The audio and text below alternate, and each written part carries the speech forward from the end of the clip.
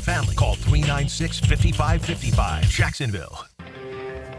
He's Hacker. Talk about a fried egg. I lasted about 5 minutes out there. I said, to heck with this. I'll do this in the morning. And I don't have any inside information. The lady that did it, she got in there. She made it happen. And he doesn't shy away from opinion. And I do enjoy drinking cold beer at ballparks. So if that makes me a baseball fan, then I'm a diehard baseball fan. It's Hacker After Dark on 1010XL. And a very good Tuesday evening to you, Jacksonville. A New Year's Eve edition of Hacker After Dark with Dylan Denmark, the Hacker Ryan Green with you. Glad you are with us as we put the finishing touches on 2024. It is a 2024 football year that I think Florida State fans, Florida fans, Jaguar fans would probably like to forget. I think at midnight tonight, Seminoles, Gators, Jaguars can unite in the fact of turning the page and starting fresh in 2025. More on that in just a moment. The college football playoff quarterfinals have begun this evening. First quarter action out of the Fiesta Bowl. Penn State a 7-0 lead. Boise State drove the ball down, ultimately stalled out, missed a field goal. Penn State got the ball, and they basically lined up in the I formation and just ran the ball down Boise State's throat. Boise could not stop them. Penn State punches it in for 7. 6 minutes to go in the first quarter. Penn State 7, Boise State nothing. The other 3 quarterfinal games will all take place tomorrow in the college football playoff. And we are one day closer to the Jaguars ending their regular season Sunday up in Indianapolis, taking on the AFC South rival Indianapolis Colts. Guest lineup tonight looks like this. Former Jaguar, Pro Bowl offensive tackle. You hear him every day on Prime Time. You get him weekly here on Hacker After Dark. My buddy Leon Searcy will join me in about 15 minutes. We'll recap the win over Tennessee.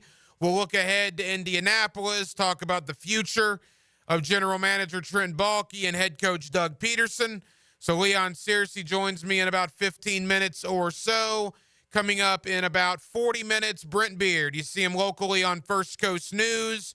You get him weekly right here on Hacker After Dark, as we'll preview the 3 college football playoff games tomorrow. And we'll also talk a little Florida basketball as they begin SEC play on Saturday up at Rupp Arena in Lexington, taking on the Kentucky Wildcats. So there is a lot to do. We're with you till 10 o'clock. Again, happy New Year's Eve to all here in Northeast Florida. Every night here on Hacker After Dark, we do kick it off with a big deal of the night. And Dylan Denmark. Let's do that right now. Time now for the big deal of the night. What's the big deal? What is the big deal? No big deal. It is a big deal. On Hacker After Dark. 365 days. 1 calendar year. You know, when you say it like that, you think, well, that's not long, right? Now, how fast this year has gone by. We always say that this time of year. I can't believe the year's almost over. But if you do really think about it, the year kind of goes by pretty slow, right? I mean, it was a year ago that Florida State lost to Georgia by 1 million points in the Orange Bowl. That does seem like a long time ago, and yet it was only 1 year. You think about the Jaguars, January 7th, 2024, losing in Nashville to get their hearts ripped out, to finish 9-8 and miss the NFL playoffs. That was this year. We had an Olympics this year, right? That was fun. We had the European Soccer Championships this year. That was a good time as well. You think about all the great sporting events, from the Kansas City Chiefs winning a Super Bowl over San Francisco. You think about the Boston Celtics winning the NBA championship this year. You think about the Dodgers and the Yankees, right? They just finished off the World Series this year. And when you bring it locally, 2024 was not too fast in regards to the Seminoles, the Gators, and the Jaguars on the gridiron. What a year it was for the garnet and gold, the orange and blue, and the teal and black. You know, you begin with Florida State. Promise of DJU coming in, right? Promise of all the transfers that Mike Norvell brought in. Patrick Payton returning to school. Darrell Jackson being eligible. Starting the year in Dublin, Ireland. Unfinished business. They're going to show the committee. They shouldn't have left us out. Revenge, right? And then a loss to Georgia Tech. And then a loss to Boston College. And then a loss to Memphis. And very quickly you realize, holy cow, this is one of the worst Florida State teams we've seen in quite some time. Florida State fans, I know you're anxious to turn the page in 2024 to get to 2025. Florida Gator fans, you carry the banner in the area, right? 8-5 with a bowl win. Didn't start out well. Blowout losses at home to Miami. Blowout loss at home to Texas A&M. You get your heart ripped out in Knoxville against Tennessee. People wanted Billy Napier fired. People wanted Billy Napier out 3 games into the year. To Billy Napier's credit, he turned the tide. He turned it from 4-5 to wins over LSU, Ole Miss, Florida State. You get a bowl win. 8-5 is nothing to write home about or smile about, but clearly it was the best of what we had in Northeast Florida, either in the NFL or in college. But even so, I imagine Florida fans, you're anxious to get to 2025 to see what's in store for you with DJ Lagway. And that brings me to the Jaguars. I was telling Denmark this last night. You know, we talk about how quickly the NFL season goes by, and it does, I guess, right? You think about it. But, man, that was a long time ago when I was down at training camp every afternoon in July and August and would do those one-on-one interviews. I think back to being down there at OTAs in May even and rookie minicamp and veteran minicamp in the stadium. And then we get to training camp, and there was so much hope, right? Mitch Morse and Gabe Davis, Darnell Savage, Ronald Darby, all the free agents that were brought in. Christian Kirk was healthy. Trevor Lawrence was healthy. All the promise that this year had for the Jaguars. Undefeated in the preseason. And then you go to Miami week 1. You're up 17-7 late in the third. Travis Etienne's going into the end zone to make it 24-7. And the fumble heard round Jacksonville took place. 1 play later, Tyreek Hill, 80 yards, touchdown, Miami Dolphins. And you could legitimately argue 2.5 quarters into the year was the turning point in the Jaguar season. They never recovered. And now here we are, 4-12. Mercifully, only 1 game to go, and we'll see if any changes are made next week with either the general manager and or the head coach. We are united in our common interest. Florida State fans, Florida fans, Jaguar fans. 2024 was rough. You could argue that 2024, when you combine Florida State's 2-10, Florida's 8-5, and Jacksonville's 4-12, you could argue 2024 might be the worst or the toughest for those 3 combined in our area that maybe we've ever had. And I think there is an argument to be had for that. It built character here in 2024 to be a Seminole fan a Gator fan, and a Jacksonville Jaguar fan. But tonight at midnight, you officially turn the page. 2024 will be in the rearview mirror. The awful, one of the worst football seasons in Northeast Florida memory will be over. The calendar year will be done. And I think there's promise in 2025 on all accounts. For Florida State, you bring in Gus Malzahn to run the offense, right? There's got to be some excitement there. You bring in some established coaches to run the defense, including a former Jaguar, Terrence Knighton, to run the D-line. Florida State's been very active in the portal again. For Florida, it's all about DJ Lagway. You get Eugene Wilson back. You add 2 5-star receivers in Vernell Brown and Dallas Wilson. And when it comes to the Jaguars, will there be a new head coach? Will there be a new general manager? Perhaps, possibly even likely.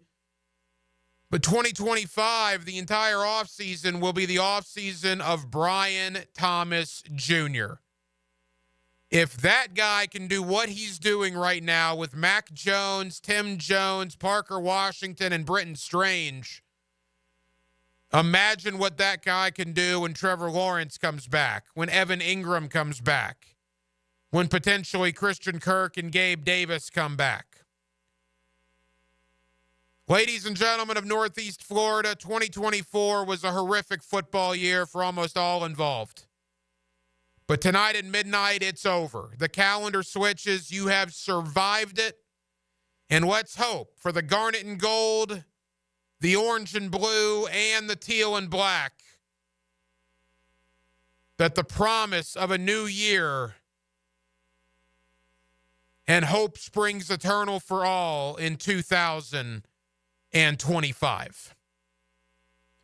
641-1010 on the text line, designed by Lifetime Enclosures. Your thoughts always welcome on a New Year's Eve edition of Hacker After Dark. Again, college football playoff action going on. Penn State, Boise State, the first quarterfinal out of the gate. Penn State 7-0. They again have the ball in Boise territory. Denmark, I know you're watching it. I mean, it just looks like Boise can't compete on the line of scrimmage right now. Penn State's just running it down their throat. No, and they just dropped a bomb, made it 14-0. It's a lot like Indiana, Notre Dame, and the other blowouts that we've seen. I mean, Boise State doesn't have guys that can play on Penn State's team. It's that simple.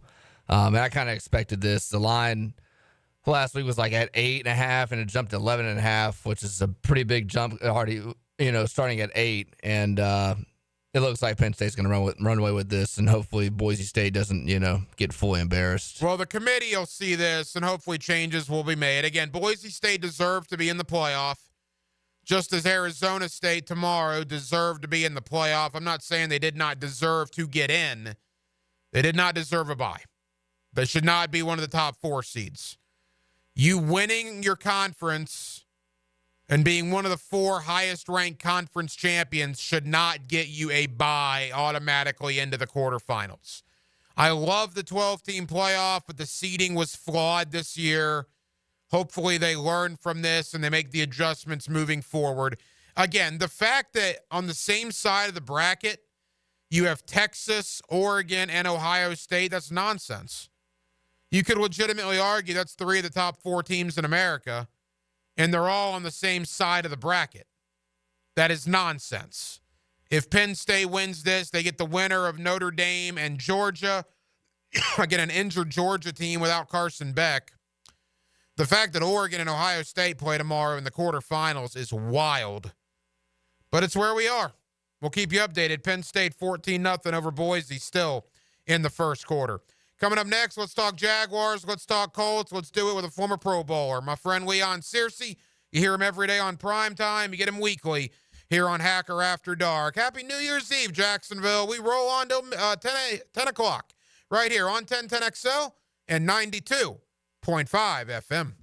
It's all about picking winners. Yes, it is. Play 1010XL's weekly pick'em. All right, let's do it. Make the best picks and win a pizza party from Salvatore's Pizza at Tapestry Park. Who wants pepperoni? You pick 'em at 1010XL.com.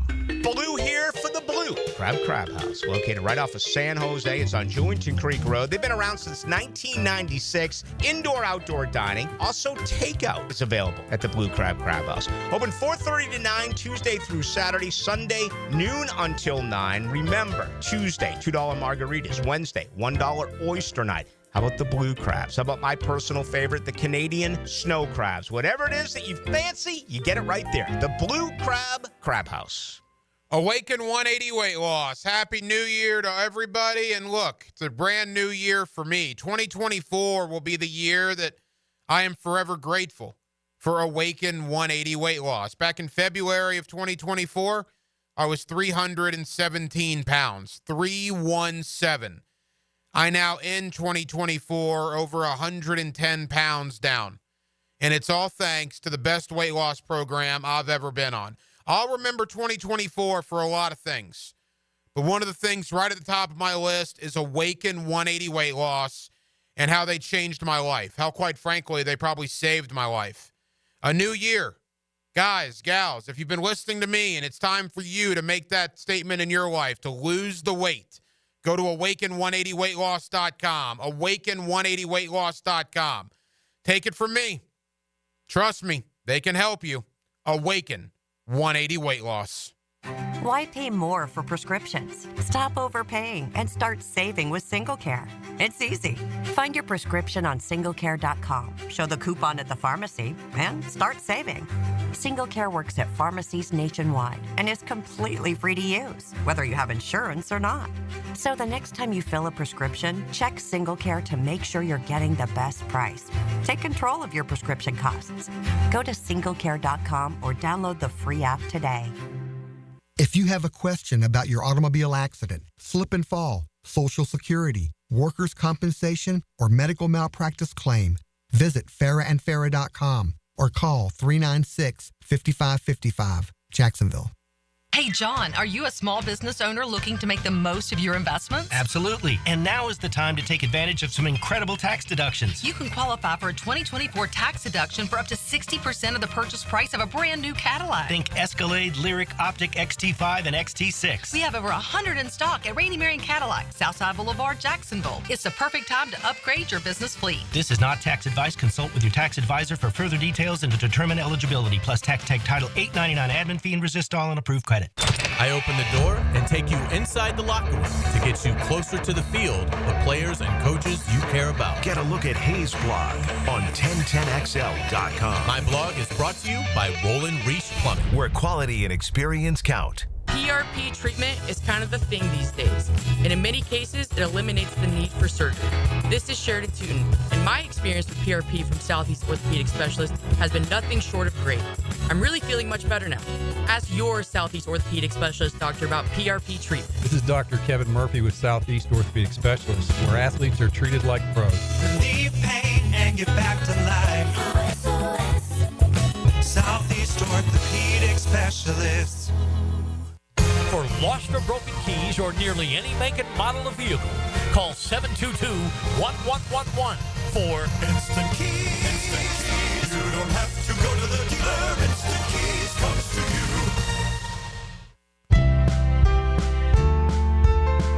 Open enrollment is here, so it's time to secure health coverage for your family. Whether you need Affordable Care Act plans, dental, or Medicare, contact Florida First Insurance Group on University Boulevard, an award-winning Florida Blue agency well known for providing superior service. Theo Mitchelson and his team at Florida First make the process easy and stress-free with medical and dental insurance you can count on. Plus, listen to this. Based on eligibility, many people pay absolutely nothing for coverage. Contact Theo Mitchelson and the Florida First Insurance Group today and let your health be their priority. And a reminder for Florida Blue members, visit Sanitas Medical Center with 3 locations in town offering primary care, walk-in services, an on-site pharmacy, and mental health support. SANITAS Medical Center, Florida First Insurance Group, and Sanitas Medical Center, a winning team in Northeast Florida. perfect fusion of strength, skill, and pure willpower. Professional bull riders aren't just athletes. They're daredevils with cowboy souls. Come experience the true modern West, where 8 seconds of glory will create a lifetime of memories. It's the Michelob Ultra PBR Jacksonville at ViStar Veterans Memorial Arena, February 22nd and 23rd. Tickets available at Ticketmaster.com and PBR.com. Hold on tight. The ride of your life is about to begin. Hey everybody, it's Mike Dempsey, and I just cannot say enough good things about my friends at Pella Windows and Doors. They have the highest quality products, the strongest limited warranties in the industry, and they just flat out look amazing. But don't just take my word for it. Consumer Reports still has Pella rated #1 in all 3 major window categories, so why not go with the best? Call them today or visit the Pella showroom, and be sure to ask about the latest hurricane and impact-resistant windows. That's Pella Windows and Doors on Phillips Highway, and tell them Mike sent you. Mia here. When it comes to roofing, whether it be shingles, metal, or most repairs, there is one name that has protected your home since 1999. Pro-Jax Roofing. Serving all of Northeast Florida, Mike and his guys have been repairing and replacing roofs for 25 years. Need insurance help? Mike's team can help. Raised in a military family, Mike provides great attention to detail with unparalleled quality and workmanship. They also have warranties, so you can have peace of mind. Call Mike today for a free estimate or online at ProjaxRoofingFL.com. Hey, Hicken here, or just call me Dreamfinders Danny. For a limited time to ring in the new year, Dreamfinders Homes is offering an amazing 4.99% fixed interest rate. Now's your chance to lock down that rate and get in the game. You heard me right. It's 4.99 fixed interest rate on select move-in ready homes. Visit DreamfindersHomes.com for sales event information and get in the game. Interest rate available on select move-in ready homes. Restrictions and limitations apply. Go to DreamfindersHomes.com for more details. 1010XL is presented by Farah & Farah, exclusive injury law firm of the Jacksonville Jaguars. Protecting you and your family. Call 396-5555. Jacksonville. Now, another great guest on the Garber Auto Mall phone line. Hello. We can wiggle it. Back here on 1010XL at 92.5 FM in the city of Jacksonville. We are glad you are with us. The Jaguars and the Colts, the regular season finale for the Jaguars comes up this Sunday at 1 o'clock. Of course, after that game, you will get the 5th quarter here on 1010XL with the head coach Dave Campo, myself, and, of course, the Pro Bowler Leon Searcy. And let's talk to the man that you hear every day on XL Primetime. You get him weekly here on Hacker After Dark. That is my pal, Leon Searcy. Leon, how are you, bud? I'm doing great, bro. Leon, Happy New Year to you. Appreciate you joining us on New Year's Eve. And here we go. One more game to go for the Jaguars, coming off a win over Tennessee. And you and I spoke about this on the 5th quarter, man. Did the win hurt the draft positioning for the Jaguars? Yeah, I guess a little bit, and there's credence to that. But it is great to beat Tennessee. And do you realize that was only the 4th time in 30 years the Jaguars have swept the Tennessee Titans? Yeah, I mean, listen, I know a lot of fans were upset at the fact that we dropped in the draft status, dropped from 3 to 5. But anytime you can beat the hated Titans, man, it's always, you want to relish those opportunities and moments, especially when you sweep them throughout the season. And I talked about this on the 4th quarter. That was something that I was unable to do in my career as a Jaguar when we were actually good. It was to sweep the Titans. They gave us fits when I was played for the Jaguars in the late 90s. So, yeah, it was, I was actually at the game. The fans had to endure the weather. It was cold. It was wet. It was rainy. It was a abysmal day out there, but the fans stuck to it. They provided the crowd noise when necessary, and they celebrated the win. So it was a good last home game win for the Jaguars and the Jaguar fans, because these fans have had to endure another miserable season. Yeah, Doug Peterson 5-1 as the Jaguar head coach against the Tennessee Titans here in 6 ball games. All right, the big story on Sunday against Tennessee was Brian Thomas Jr., Leon. He becomes only the 4th NFL wide receiver in the Super Bowl era as a rookie to have over 1,100 yards receiving and 10 or more touchdown catches, joining Odell Beckham Jr., Jamar Chase, and a guy named Randy Moss. And when you're in that company, that just goes to show you the caliber of season that Brian Thomas Jr. has had here in Jacksonville. Oh, absolutely. I mean, you're talking about he's in the categories with 1 gold jacket and then 2 future gold jackets. So, I mean, that's in good company. And I like the way the trajectory of the kids is going. I mean, listen, I short-sighted them at the beginning of the season because I had him at 60 catches, maybe 1,100 yards and 6 touchdowns. So he's exceeded, the touchdowns. I mean, he's getting into his own. You can feel how comfortable he is in his routes and his acceleration, his ability to find the holes in the zone, his ability to beat in man coverage. He can run the route tree no matter what it may be, maybe a post, maybe a deep post, and maybe a 9 right, all those type of things. The kid has the agility and the mobility to run the whole route tree, so that's good to know. And he's fearless. He makes catches. He's not afraid to take the hits. He has a catch radius of 360. I mean, wherever that ball is, he's going to find a way to get it. And I was excited about the fact when we drafted him in April because, I mean, he's one of those LSU guys. LSU has been known throughout the years to have prolific wide receivers. And they've been stars in this league. The Justin Jeffersons of the world, the Jamar Chases. Now, he may not be in that company quite yet, but if he keeps going this route, he's definitely going to be in that. He's going to be recognized as one of the all-time best in the league. Former Jaguar Pro Bowl offensive tackle Leon Searcy. And the crazy thing, Leon, to me is, look, I mean, there's no Evan Ingram out there. There's no Christian Kirk. There's no Gabe Davis. Obviously, there's no Trevor Lawrence. I mean, no disrespect to the guys that are out there, but Brian Thomas Jr. is kind of on an island right now. I mean, defenses are game planning to stop him, and no one has been able to stop him in the last month. And that's true. And you know what? That's an honor, to be quite honest with you. If you're in this league and you've got defenses game planning against you, that means you're a stud. All right? You're a bona fide stud. And that's what this kid is. And to be quite frankly, not only is he a stud, he's the face of the franchise. I mean, Trevor's not playing. He's hurt.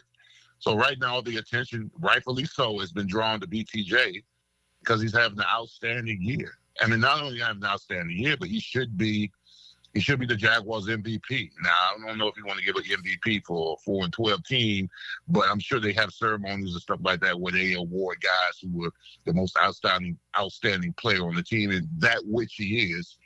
And I even think listen, he's a rookie, but he should get some Pro Bowl votes. I'm not sure if he's going to go to Pro Bowl or not because of some outstanding receivers in that AFC division that may keep him out of there, but he damn sure definitely should be getting some votes. Leon, does the win on Sunday against Tennessee affect your thought process at all on the futures of Trent Baalke and or Doug Peterson? No, it doesn't. I mean, I know it's all feel good. It's all feel good for the players, the fans, and the coaching staff, and even the front office that, you can come to work on Monday, Tuesday, or whatever, and, there's smiles and people are happy and watching the film. But it doesn't deter from the fact that this team over the last 20 games, I mean, I'm talking about 5, I'm talking about 6 last year, and I'm talking about the 16 that they I think played they're already. 5 and 17 in the last 22. Yeah, 5 and you can't escape that. That slaps you in the face every time you mention it.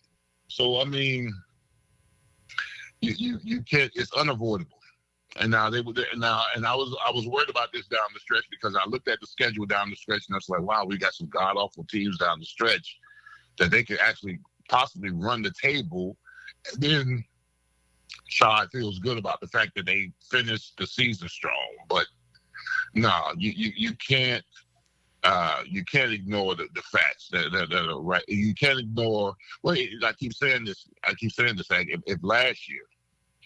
If last year was an organizational fail, when this team was 8-3 and finished terribly down the stretch to finish 9-8, what the hell is this year?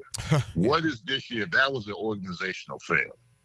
No, it's a good point. And of course, Shad, went public with this is the best team that we've ever had, and that was doubled down on. I wasn't misquoted. We saw the clip of that played over and over and over, and obviously that's been picked up nationally, and so that doesn't make him look good. And I expect changes to be made, no question about it. But in the interest of fairness, Leon, and you and I, again, spoke about this last Sunday after the win over the Titans, I think it's fair for fans to be excited about Anton Harrison and Walker Little and Ventrell Miller and Jarian Jones and Mason Smith and Cam Little and certainly Brian Thomas Jr. And you can go on down the line, Trayvon Walker, Tyson Campbell, obviously, Tank Bigsby. And all of those guys were drafted by Trent Baalke. Does he get any thumbs up, pat on the back for the nucleus that he's brought here? Oh, of course he does. Yeah, he gets a pat on the back for bringing those guys in. But those same guys, those participants with the Jaguars are 4-12. Yeah. So, I mean, yeah, listen, they're good on bad. You got good picks with a bad record. I mean, and then are they good picks? I mean, because you name the guys that are starters. Don't get me wrong. To be a starter in the NFL is not an easy task. But to be a major contributor in the NFL is not an easy task as well. So all those guys that you mentioned are either starters or major contributors to the team. But the team's 4-12. We can't escape the fact that now if this team was 12-4, hell, Baalke should get a raise. But they're 4-12. So I mean that you can't escape that. You can't escape all these well-to-do draft picks who are performing. That Baalke pick, they've got a 4-12 record. So I mean, and then we could flip the script and we can look at the game that we saw last night. With the Detroit Lions when they beat the 49ers and their general managers got all those players on that team that he drafted well and they're starters and major contributors. They're 14-2. So, hey, I applaud Baalke for what he did by getting those guys on the field and their starters and their contributors. But I can't escape the fact that they're a 4-12 team from his draft picks. Final moments, former Jaguar Pro Bowl offensive tackle Leon Searcy. Leon, Sunday, the regular season finale. You and I and the head coach Dave Campa will have the fifth quarter, 2 hours after the game goes final. Look, it's the regular season finale. There are no playoff implications, but you've already swept Tennessee. You have the opportunity to sweep Indianapolis and go 4-2 in the division. I mean, there's probably something to be said for that, correct? Yeah, to finish above 500 in your division, and to be quite honest with you, I mean, you had the Texans aren't really that good, and you had opportunities in those games to win those games. So I'm saying, so legitimately, you could have gone 6-0 in your division if you played your cards right. But yeah, going 4-2 in the division, it's a weak division. But that's not their fault. I mean, they're weak too. The Jaguars are a weak team as well. But, I always say this, the Jaguars do good beating up on bad right now. Yeah. They do good beating up on bad. And the Colts, I thought, were a team that could somehow find to sneak its way into the playoffs until I saw them play the Giants last week. And they got obliterated by the Giants. So, which eliminated them from the playoffs. So I don't know. That just killed my notion that they could sneak into the playoffs. But anytime you play Indianapolis on the road, it's going to be a tough task. I mean, this team does well against them at home and on the road. So it'll be interesting to see how they perform this Sunday. Leon, as we wrap up, I got to ask you, your former teammate Fred Taylor, one of the finalists for the Pro Football Hall of Fame. He's the only running back that's of the 15 finalists. He's the second year. He's going to be in the room, as we talk about, to be discussed by the voting committee. Obviously, I know where you stand. You know where I stand. You know where we all stand here in Jacksonville. Fred Taylor is a Hall of Famer, and hopefully this year is his time. Yeah, I do. I mean, yeah, of course I'm biased because he's my teammate, and Freddie T's my guy. But hopefully because he's the only running back in the finalists, maybe they spend a little bit more attention to Fred and how dynamic and how electrifying he was as a running back. I tell you, I mean, I don't know who the voters are, and I'm not going to call out any of the voters, but if you could just, if you need testimonies, from guys who went up against Fred Taylor, and they'll tell you. I told you, when I was at the Ravens that one year, they had a quarterback. Had a DB dinner at this restaurant, and they said there's only 2 players on our team that scared them to death. And they said Fred Taylor and Jimmy Smith. Because they knew that at any moment, anytime, they could break a game wide open. Jimmy Smith with his catching and Fred T with his running. So, and that's the biggest compliment you can ever give as a player is that your compadres, the guys that you played against, give you a vote of confidence. And you can ask any guy in the league that was in that era that played against Freddie T, and they tell you that Freddie T was legit. You talk to former players like you, Fred Taylor's name always comes up. Hopefully this will be his time. It would be great for him to join Tony Baselli there in Canton, Ohio, as former Jaguars in the Pro Football Hall of Fame. We'll have to wait about a month plus to find out if Fred gets in the class of 2025. Leon Searcy, you hear him every day on XL Primetime. You get him weekly here on Hacker After Dark. And this Sunday, Leon, going to be kind of emotional, man. I've spent the last 4 months or so with you and the head coach on the 5th quarter. It's been kind of tough, some of these games after all these losses, but I've certainly enjoyed it, and we got one more to go this Sunday, and I know you're looking forward to it like I am. Yeah, it may be a little tearjerker afterwards, bro. A little tearjerker. Well, have a happy New Year, Leon. Enjoy your New Year's Eve, my friend, and I'll see you Sunday for the 5th quarter, pal. You got it, bro. There you go. Leon Searcy with us every week here on Hacker After Dark, and we will have the 5th quarter 2 hours after the Jaguars and the Colts go final this Sunday right here on 1010XL. Penn State went up 14-0. Boise State got the ball back and drove it right down and scored. A fullback dive basically right up the middle from about 7 yards out. Touchdown Boise State. They've made a game of this, 14-7. Now Penn State leads Boise State as they play in the 2nd quarter of the first quarterfinal of the college football playoff. We will keep you updated. Speaking of that, there are 3 more college football playoff quarterfinals tomorrow, a triple header of action. You got Texas, Arizona State, you got Oregon and Ohio State, and then, of course, Notre Dame and Georgia.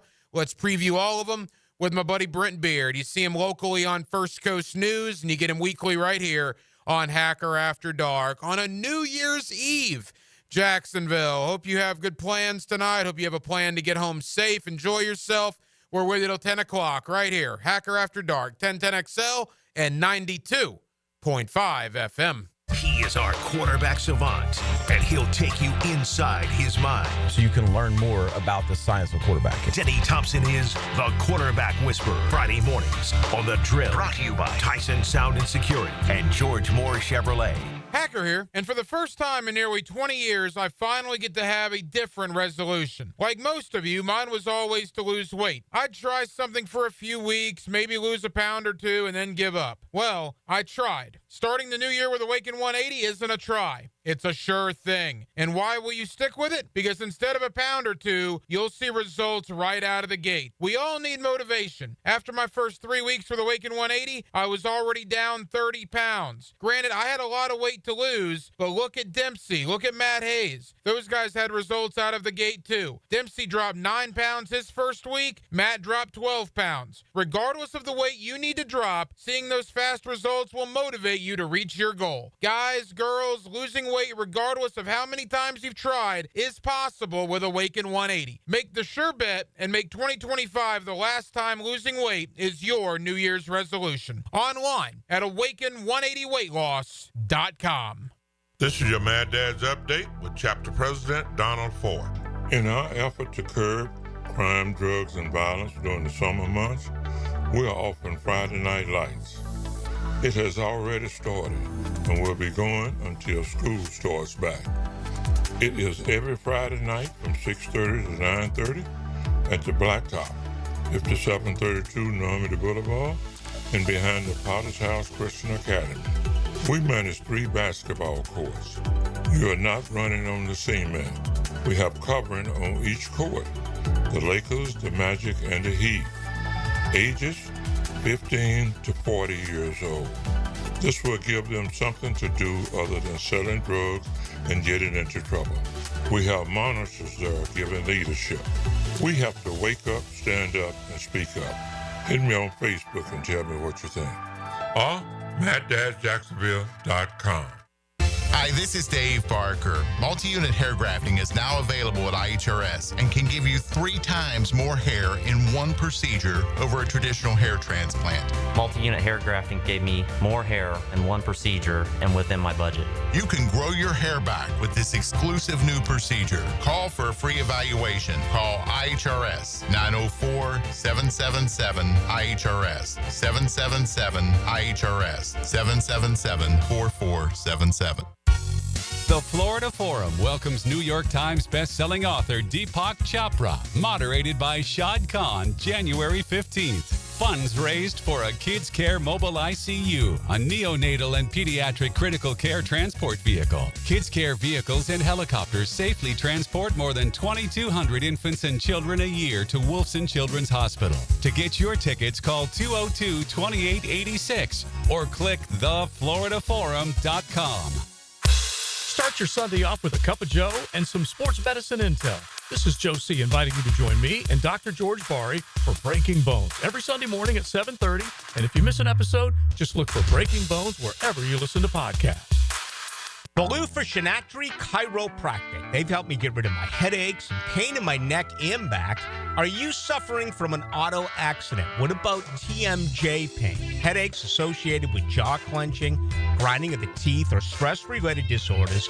Shinatri Chiropractic has a physical therapist on staff for rehabilitation, quality chiropractic care, dry needling, massage, and acupuncture. Call 743-6700 or go to ShinatriDC.com. Don't make a bad call when it comes to servicing your home. Cooling off with a baby pool in the house to fix your air conditioning problem is a bad call. Trying to catch a wave in a flooded bathroom is a bad call. Using a burning electrical panel to make s'mores is a bad call. The next time something goes wrong, make a good call to Donovan. Whether you need air, electric, or plumbing service, Donovan is always a good call. It's why we've been trusted by our customers for almost 40 years and why you can trust us to deliver fast, reliable service to your home. Donovan, always a good call. Visit DonovanAC.com today. Hello, First Coast. I'm sure by now you have seen our bright green GFL trucks and containers throughout the greater Jacksonville area. We're an industry leader in solid waste and would love the opportunity to earn your business. We're committed to customer service, reliability, and have an unwavering focus on safety. Whether commercial or construction, let us haul your waste away. Call 904-760-5880 to get a quote today. From GFL, Green for Life. This is Walker Little of your Jacksonville Jaguars for Kingfish Pest Control. I've been a Kingfish customer for a while now and can confirm that their service is incredible. Not only do they protect my family from pests, Kingfish's office staff is the friendliest around. They even email me a photo of the tech before arriving at my home. Kingfish Pest Control is a proud partner of the Jacksonville Jaguars. Be sure to enter their Swat That Kick sweepstakes for free pest control for 3 years. Go to kingfishpest.com and tell them Walker Little sent you. Are you looking for a place to outfit your truck or van? It's Catlin Truck Accessories. For 105 years and 4 generations, Catlin is the name you can count on. This is Keith Catlin, and we know trucks and vans too, from Lear toppers, ladder racks, van shelving, strobe lighting, roll and lock bed covers, and everything in between. If you want quality products and great customer service, there's only one name. It's Catlin. Who can you count on? Count on Catlin. For 105 years, you can count on Catlin. 1010XL is presented by Farah & Farah, exclusive injury law firm of the Jacksonville Jaguars. Protecting you and your family. Call 396-5555. Jacksonville. Now, another great guest on the Garber Auto Mall phone line. Hello. We can wiggle it.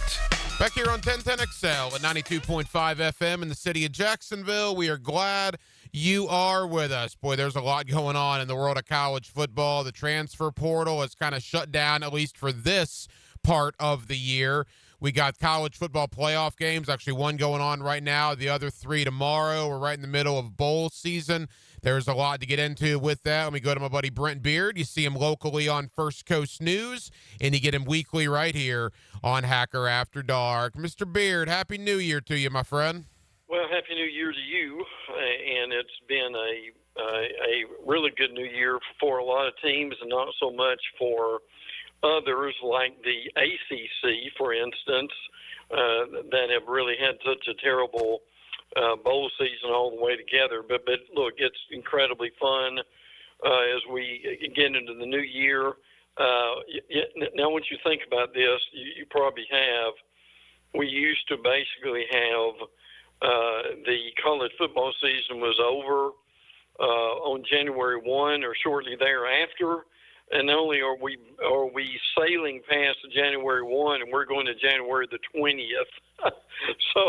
so heck, in 3 to 5 years, or are we going to be talking about college football in the month of February? Yeah, it's wild how long it's lasted, no question about that. And Brent, one of the questions about the playoff, and you and I brought it up when the seedings came out, and we're seeing it right now with Boise State playing Penn State. Boise State coming off the bye. You're going to see it tomorrow with Arizona State coming off the bye. I think one of the things they're going to have to take a hard look at, the committee, is these automatic buys for conference championships. Yes. I think that's one of the things people have a big problem with. Well, they do, and they should. A lot of this year was the guinea pig, frankly, as far as the playoffs are concerned. Next year, they need to do a much better job of either fix the buys or get rid of them. The other thing they need to really do is after the first round, they need to reseed. In other words, they're two of your best teams in Ohio State and Oregon are playing toward the beginning of the playoffs instead of toward the end of the playoffs, and that should never happen. And when you've got look, I have no problem with a non-Power 4 team being in the playoffs like Boise State, but for them to get a bye is just totally ridiculous. They should not have that. So without belaboring the point too much, I love it that we've got it, but they can make it much better by tweaking it a little bit. You see Brent Beard on First Coast News. You get him weekly right here on Hacker After Dark. Brent, we don't know the outcome of Penn State, Boise State, but how much is this outcome going to play a role in James Franklin's future in Happy Valley? He probably has gained, obviously, by winning a playoff game. He can say to his detractors that they had a great season, they won a playoff game, and they're ready for the future. Now, does that make him a better coach? I'm not sure if that is the case, and certainly when you look at who they played, that was not overly impressive either. But he remains, and look, he wins enough. And I'm not saying there's anything wrong with this. It's just the way that it is. But he wins enough to be able to keep his job. He has done that for years, but still don't think he is an elite coach. But he will carry on. And to your point, it's going to be very interesting. Does this propel them into better things, or do they go backwards after this? Brent, let's get into the games tomorrow. Texas, Arizona State, kind of similar to tonight, right? We mentioned Arizona State gets the bye, but I don't know anybody that doesn't live in Tempe, Arizona that gives the Sun Devils much of a chance against the Longhorns tomorrow.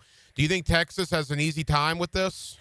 I don't know if it will be easy necessarily, but they will. I do think they will win. I do think that they are the better team.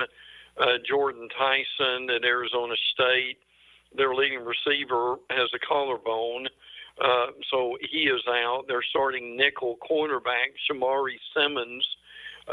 He's going to miss the first half because of a targeting situation. Also, so that and the unfortunate thing, we mentioned Tyson, the receiver. My stars hack, he had 75 catches for 1,000 yards. So that says a lot. But on the other hand, Texas' biggest opponent, frankly, is not Arizona State. Their biggest opponents themselves. and how incredibly inconsistent that they can be. Quinn Ewers has said he's healthy as much as he's ever been this season. The Texas quarterback. Still think we should see a little bit at least of Arch Manning. But the key to this game, frankly, is can Texas run the ball? Trey Wisner has been a real force for them. Jaden Blue has too.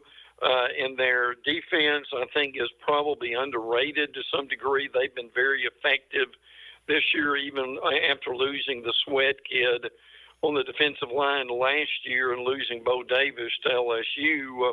But, heck, my question, too, is for an Arizona State team that deserves a heck of a lot of credit in what Dillingham has done for them, will they be ready to play? Or, heck, could the moment be too big for them as far as being in the playoffs? I mean, clearly year number one for Texas in the SEC has had to have been an overwhelming success. Now, will it be disappointing if they lose tomorrow? Of course, but I would imagine the people in Austin have to be thrilled with Sarkisian right now. There's no doubt about it. I mean, he's done a tremendous job of rebuilding that team. Sarkisian, after he dealt with his own demons, has really become one of the better coaches, frankly, in the league. He was one of the better offense coordinators. We saw that at Alabama anywhere, but now they have really been able to come up with a complete team. They had to get their defense right. They've been able to do that. And frankly, Hack, would it shock you at all if Texas ended up in the championship game? It wouldn't. A couple of more for Brent Beard. You see him locally on First Coast News. You get him weekly right here on Hacker After Dark. Brent, Ohio State and Oregon, a rematch from the regular season, was a great game in Eugene. Again, this goes back into the seeding problem, right? Why is Oregon and Ohio State in the quarterfinal? But nevertheless, that's where we are, and what should be a really great game tomorrow in the quarterfinal in the Rose Bowl. Yeah, there's no doubt about that. I think the reality for this is if Ohio State plays the way they did against Tennessee, they're going to be really, really difficult to beat all the way around. Their defense has been incredibly solid,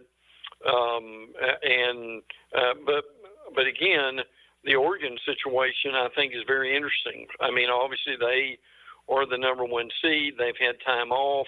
Will their defense be able to get to Howard, the Ohio State quarterback, who really looked good, frankly? And he had been sacked since James Carpenter did it against Indiana, and that was back in November. So the offensive line has not allowed a sack for Ohio State in 11 consecutive quarters. If you wanted a real stat to go in for this game, I would go with that one. Yeah, no question about it. And the same question to you I asked about James Franklin. I think Ryan Day is probably safe now after the Tennessee win. Still, people are upset about Michigan. If he loses to Oregon for a second time, any chance he's in trouble, or did that Tennessee win probably save him?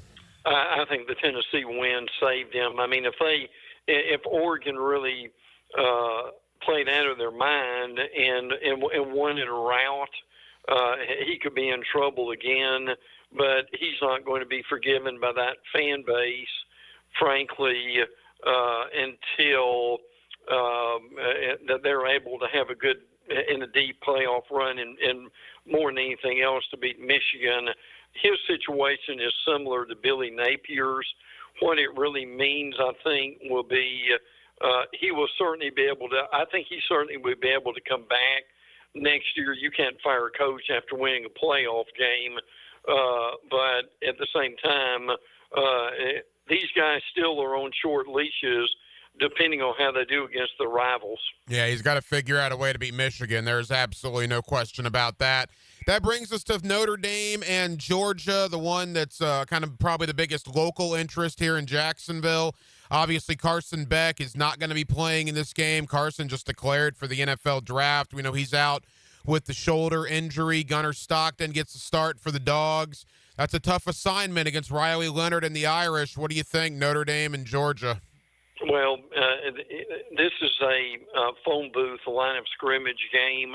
Frankly, that's the strength for both of these teams would be their offensive lines and defensive lines. Georgia's got a block. Xavier Watts, who had a tremendous game against Indiana. Riley Leonard, as you mentioned, 23-32 for 198. Their receivers for Notre Dame have been fairly inconsistent throughout, but this is a good club. I still think that these are the games that Kirby Smart has prepared this team for, and even though Gunnar Stockton is starting over Carson Beck because of the injury, they like Stockton. The Georgia media has told us that Stockton can run as well or better than Beck and maybe even have a stronger arm. I'm not sure about that one. If I buy that, Georgia's going to need a lead on that running game with Frazier and ETN. I think that's going to be important. But I still take the Georgia defense in a game like this, primarily because that defense has been tested a whole lot more than the Notre Dame entire team has been tested. Heck, I'm curious your take on this real quick. I'm really kind of surprised about Carson Beck, bad injury, surgery, still going to the NFL. I mean, I applaud him for his future, and I hope he's going to be right. But, boy, that's going to be a tough sell, is it not, that you're overcoming a surgery as far as combines, as far as the future is concerned. But maybe he just is tired of school and wants to make a move. So that is one to watch over the next few weeks. And it's the type of injury, too, right? The type of injury that he had is certainly interesting. I saw Todd McShay did an interview where he said he talked to a scout and they used the term foolish that Beck would declare for the draft after that. So we'll see. I'm certainly rooting for Carson. I mean, what a career he had at Georgia, and I'm certainly rooting for him. But he's kind of a poster child for maybe not to come back to school, right? I mean, you look at what he did last year, probably his draft stock was a lot higher. Well, I tell you, NIL's changed that, hasn't it, Hack? The reality for some of these guys is to get more instant money and kind of put off the NFL. That's one of the reasons we're seeing some of these guys are going to be playing past 25 years old. I mean, that's staggering to think about that, but that's kind of where we are. And if you're a college football fan, the NIL has helped with that. But, I mean, to your point, that question is always going to be out there is, do I go or do I stay? And for some of these guys, that they've got to strike while the iron's hot, don't they? You see Brent Beard on First Coast News. You get him weekly right here on Hacker After Dark. Brent, we got about 2 minutes quickly to basketball. Florida, Kentucky, Rupp Arena on Saturday. That should be fun. Good gracious alive. This league is just amazing how good it is. I've talked to several people who believe the SEC could get 12 to 13 in the dance. I think you mentioned this last time. Joe Lenardi's already saying that it may be a 12 or more, which is just absolutely unheard of. But they are that good. Now, some of these teams are going to be listen, they're going to be in the top 10, Hack, with probably a 500 conference record. That's how good the conference is going to be, and what a game that's going to be with Kentucky. Help me on this. I don't think there's a return game for Kentucky to come to Gainesville, is it? I'd have to look. I'm not sure about that, but that's the weird thing with the conference scheduling. And you also look at Florida. Not only do they start with Kentucky, then they have the number one team in the land, Tennessee, coming in a week from tonight.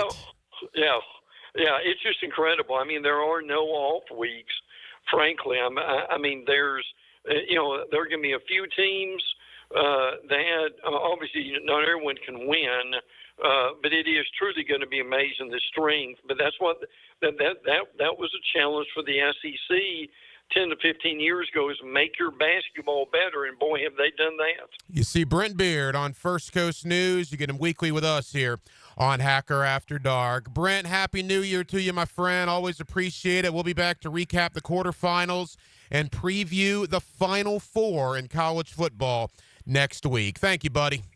Yeah, that's staggering you say that, is it not? So really, again, a tremendous time of year. Happy New Year to our listeners, and look forward to next year. Get inside the mind of Jags coach Doug Peterson. I'd be lying if I said I didn't have butterflies. Coach Speaks. Fridays at 4:05 on The Franchi Show. I want to win. Brought to you by Renewal by Anderson Custom Windows and Doors on 1010XL. Now you can watch 1010XL shows all day on X, Facebook, and YouTube. Brought to you by MyBookie. Experience Vegas from the comfort of your phone anytime, anywhere. Sign up today. Use promo code 1010XL. Baloo here for Smunez Vision. Why Smunez Vision? Well, I've been with Dr. Neil Smunez now since I got back to Jacksonville in 2006. 37 years of experience he has. Smunez Vision is a family organization that focuses on personal high-quality medical and surgical eye care. Dr. Catherine Smunez is fellowship trained in cornea and cataract surgery and all refractive surgery. Combined, that's 30 years plus in laser eye surgery. Visit SmunezVision.com today. Here you can see. Mia here. When it comes to roofing, whether it be shingles, metal, or most repairs, there is one name that has protected your home since 1999. Pro-Jax Roofing. Serving all of Northeast Florida, Mike and his guys have been repairing and replacing roofs for 25 years. Need insurance help? Mike's team can help. Raised in a military family, Mike provides great attention to detail with unparalleled quality and workmanship. They also have warranties, so you can have peace of mind. Call Mike today for a free estimate or online at projaxroofingfl.com. No two people learn the exact same way. So how did Babbel become the award-winning language learning app? We thought of you, all of you. Take Sierra. As a visual learner, she uses Babbel's wordplay videos. Today I'll share a quick lesson on shopping in French. Merci beaucoup. Keith is a be in the room with real people kind of learner. So he loves the live online classes with our language experts. Okay, class. Vos está pronto. Estamos prontos. However you learn, Babbel makes it easy. Try Babbel for free at Babbel.com. Babbel.com. Instant Keys. You don't have to go to the dealer. Instant Keys comes to you. Instant Keys saves the day if you have lost or broken keys. They can program new keys and remotes for nearly every make and model of vehicle at a fraction of the dealership cost. Fast, honest, and reliable locksmith service. Call 722-1111. Instant Keys. Instant Keys. You don't have to go to the dealer. Instant Keys comes to you. The flagship station of the Jacksonville Jaguars. WJXL AM Jacksonville Beach. WJXL FM Jacksonville Beach. Mia here for Dreamfinders Homes. For a limited time to ring in the new year, Dreamfinders Homes is offering an amazing 4.99% fixed interest rate. Now is your chance to lock down the rate and get in the game. You heard me right, a 4.99 fixed interest rate on select move-in ready homes. Visit dreamfindershomes.com for sales event information and get in the game. Interest rate available on select move-in ready homes. Restrictions and limitations apply. Go to dreamfindershome.com for more details.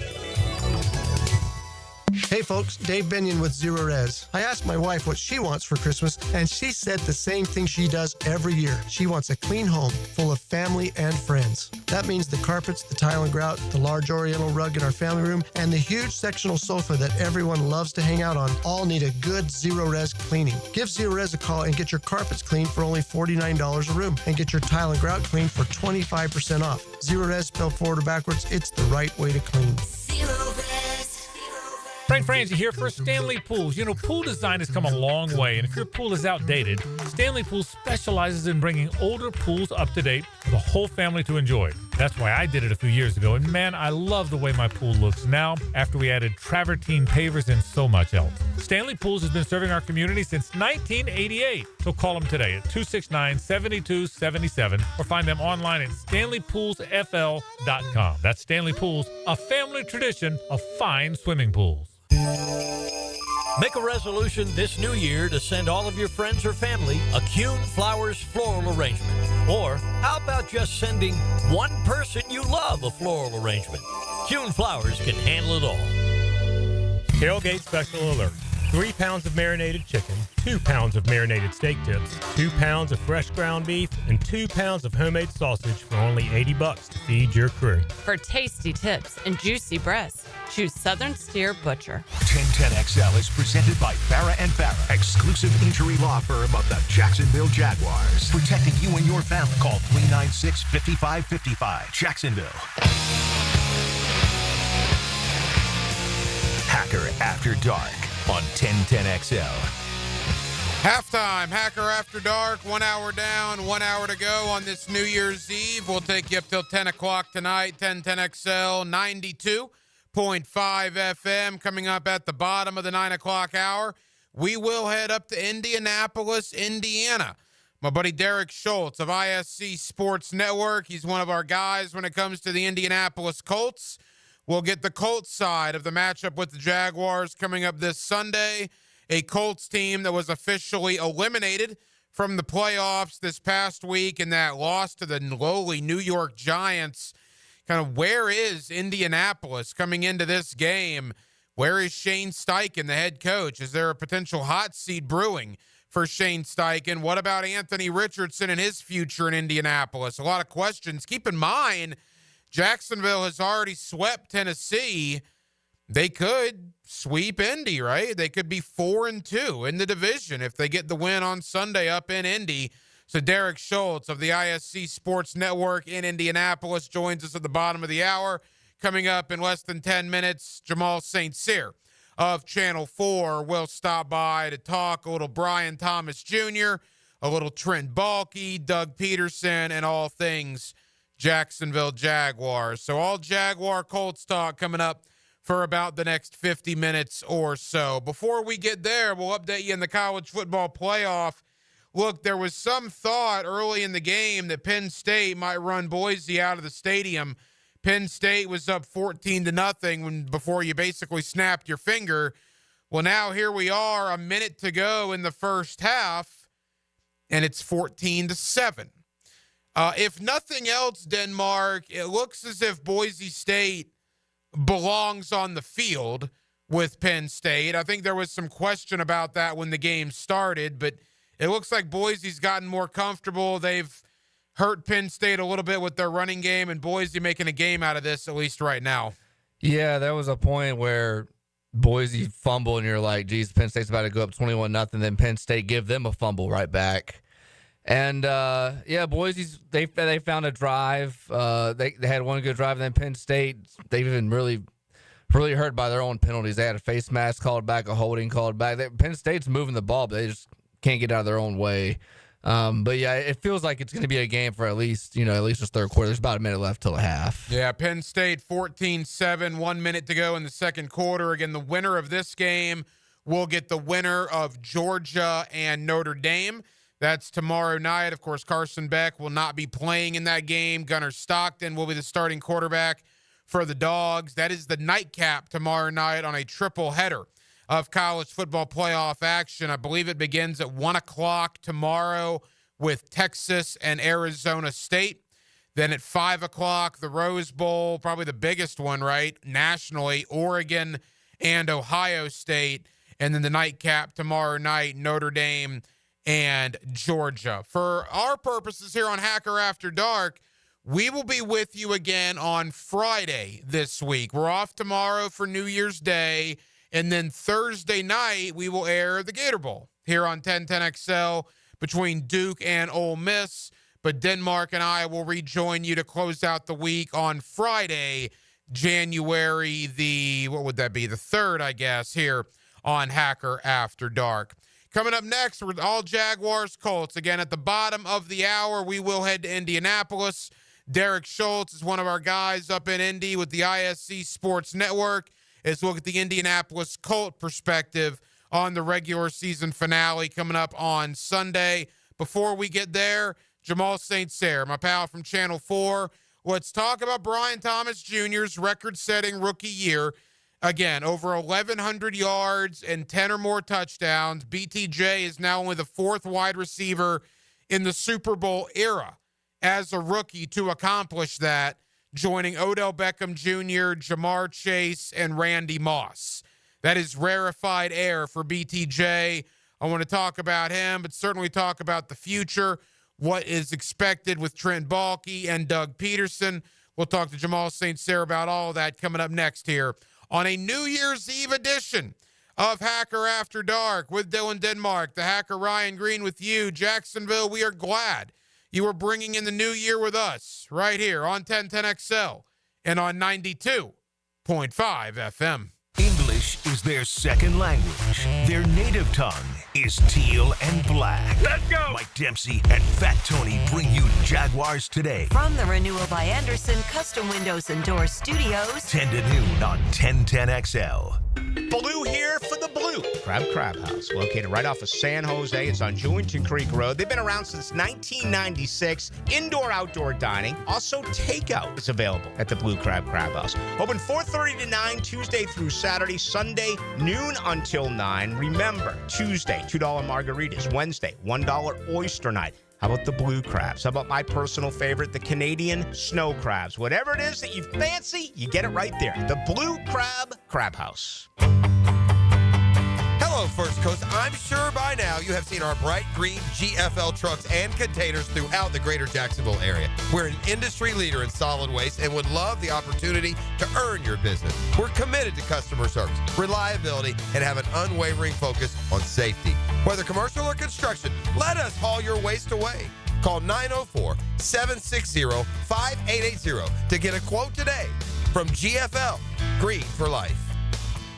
Dave Benyon here with Zero Res. Did you know that Zero Res does an excellent job of cleaning commercial carpet? We clean hundreds of businesses and churches all over town. If your carpet is due for a good cleaning, give Zero Res a call. For 1 week only, December 26th through the 31st, we are offering 20% off on all commercial carpet cleaning. We will be glad to come do a free estimate. Give us a call and take advantage of this great deal during the Christmas break. That's 20% off on all commercial carpet cleaning. Zero Res spelled forward or backwards, it's the right way to clean.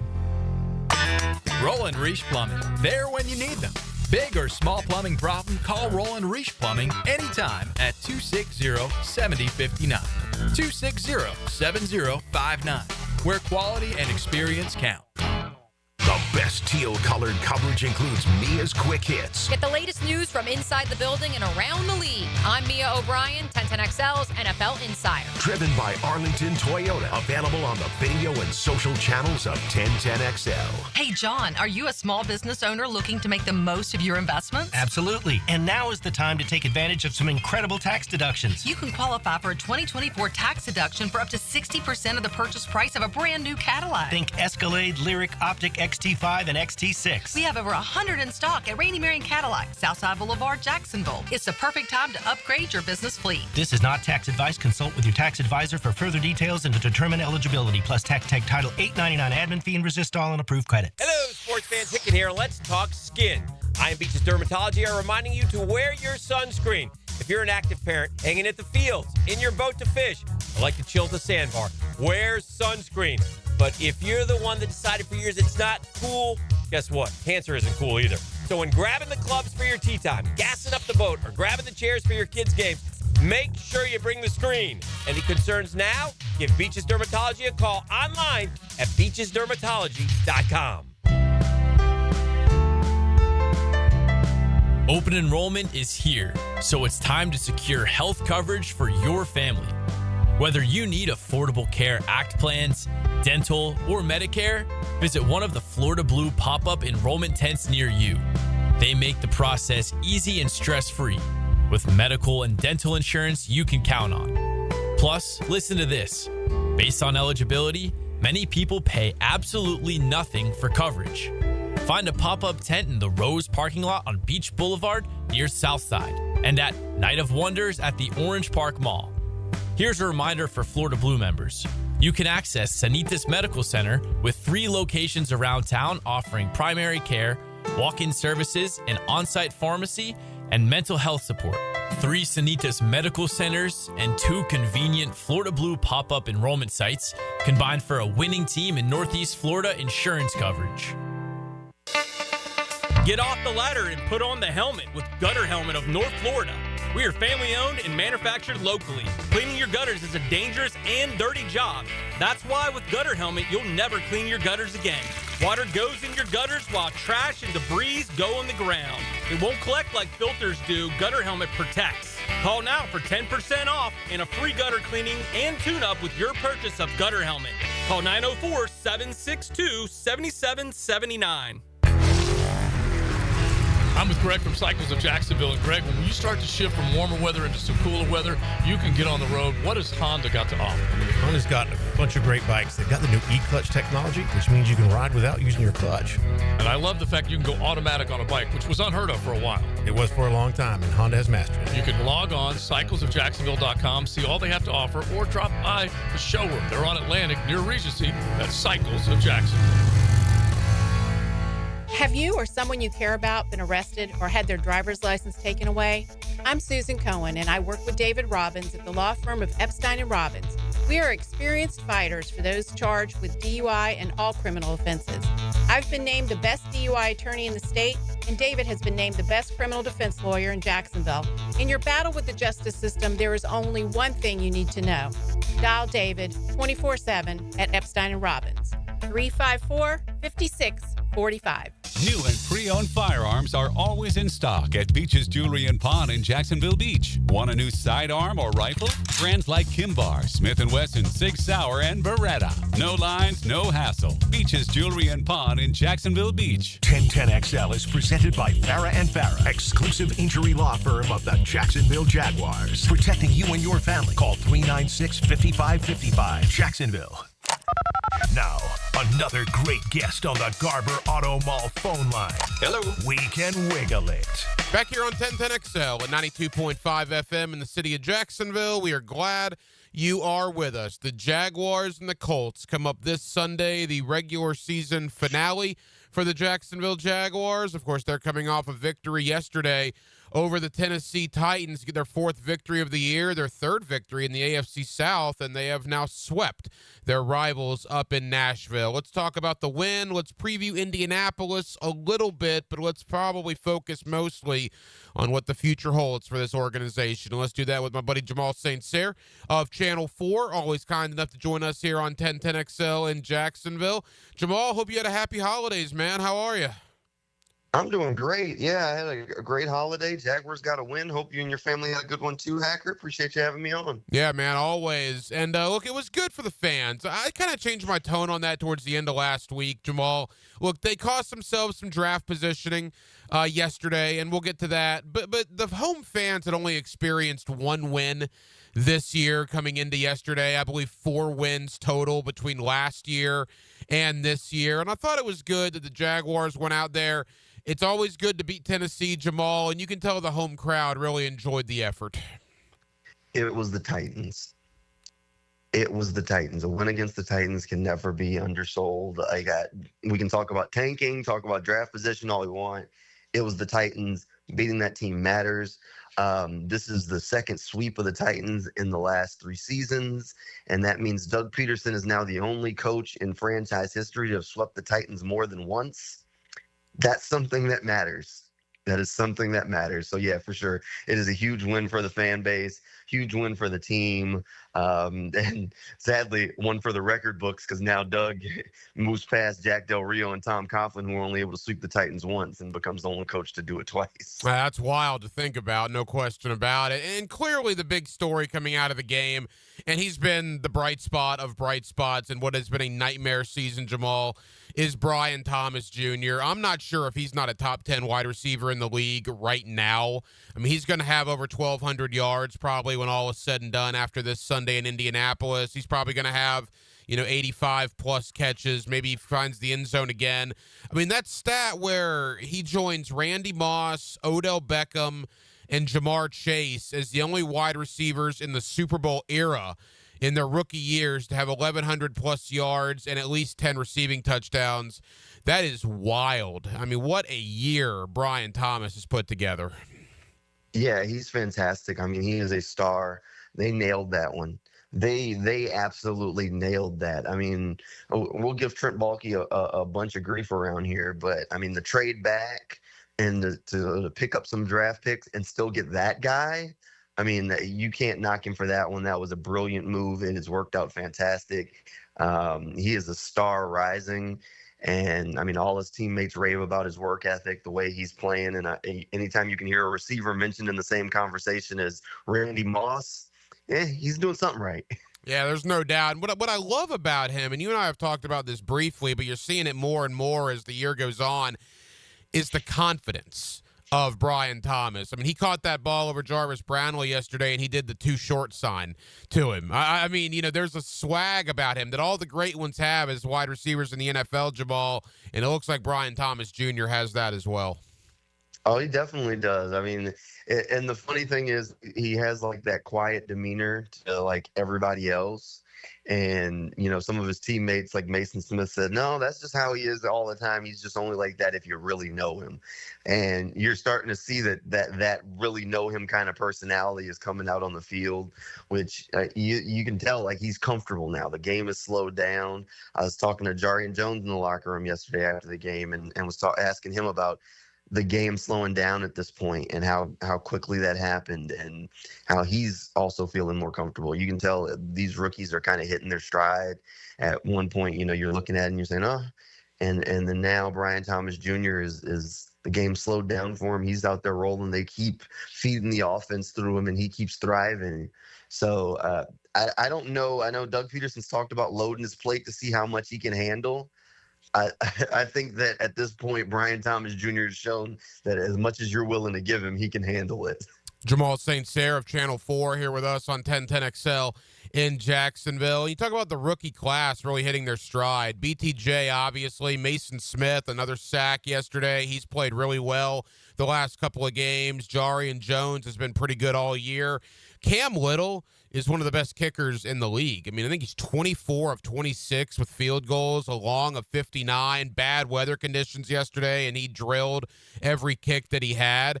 Again, there will be time to ridicule Baalke, and we'll do that here in a couple of minutes and talk about his future, Jamal. But there's no question that a lot of these rookies that he drafted this year are playing pretty well.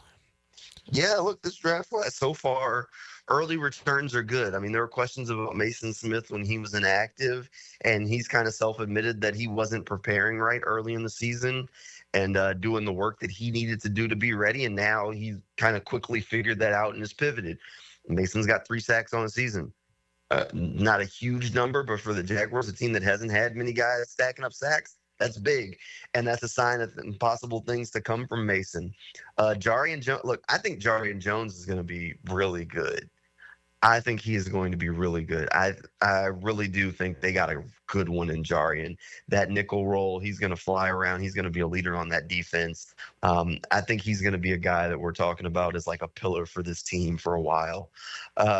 So, yeah, I think they nailed it on this rookie class. Cam Little's been basically automatic. You don't even think about it. He goes out and kicks, and you say, it's 3 points.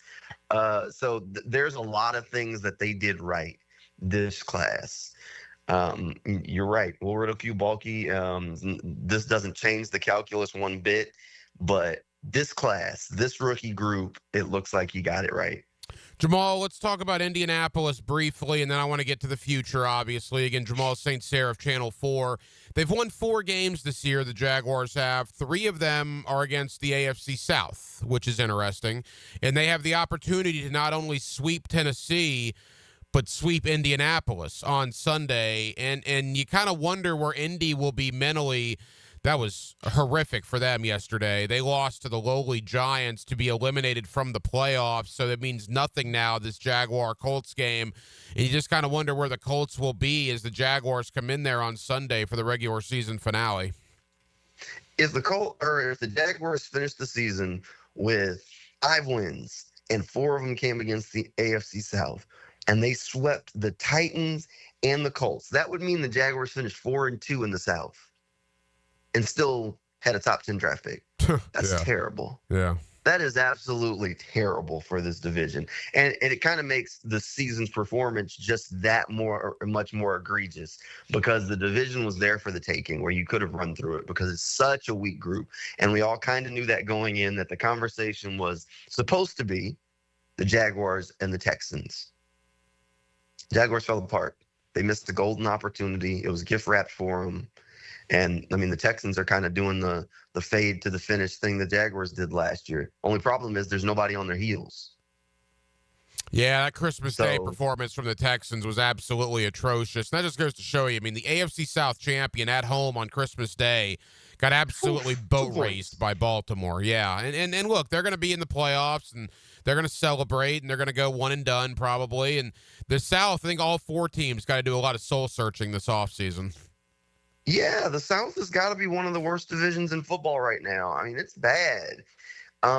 So somebody's going to be looking at this Jaguars job saying, I can go into that division and win it year one. We could be in a rebuild. Like, the Jaguars have some gutting and some tearing down they got to do, but it's feasible that you can go into this division and win it. There's nothing that gives you confidence about where the Titans are going in the future. They're more than likely going to reset the clock with a quarterback. Who knows if Callahan's back for a second year? Nobody loves this year's quarterback class. Like, nobody's thinking Shedeur or Cam Ward's walking in day one and going to flip the switch and win 11 or 12 games. It could happen, but that's not the way people see them right now. And the same thing for the Colts. The Colts are in a position where there's questions about Anthony Richardson's development, the team as a whole, where it's going, the pieces they have. I mean, they've gone to Joe Flacco more times than they probably care to this season, with the question marks there. So what's the future for that franchise? So there's a lot of questions, and C.J. Stroud and the Texans have shown they're not this unbeatable juggernaut that people tried to build them to be. This is a winnable division. The Jaguars got some work to do, but next year, going into training camp, people will probably call us crazy, Hacker, because if the Jaguars have a decent offseason, we'll be talking about their chances of winning the division again, and very likely it'll have less to do with our confidence in the Jaguars, but more to do with our belief that the other teams probably haven't improved that much either. Final moments, Jamal St. Cyr of Channel 4. That leads us to the future of the team. 1 week from today, Jamal, is what they refer to as Black Monday in the National Football League. Look, I mean, we all expect changes, I think, to an extent. Let me first ask you, does yesterday's win over the Titans change your opinion as to what owner Shad Khan may or may not do? Absolutely not. That bed's made. They can beat the Colts. None of these things change anything. Overall, the job is to win games. And when your owner goes out before the season, says it's the best team in franchise history, the best coaches, the best players, and you're going to end the season more than likely with a top 10 draft pick, that's not getting the job done. He just spent a whole bunch of money in the offseason paying guys. The returns on that investment haven't been there. No. A couple of wins to finish the year with 5, absolutely not. Does not change the calculus. I think that bed's made. I think that we're going to have a busy Black Monday, Hacker. That's what I'm preparing for.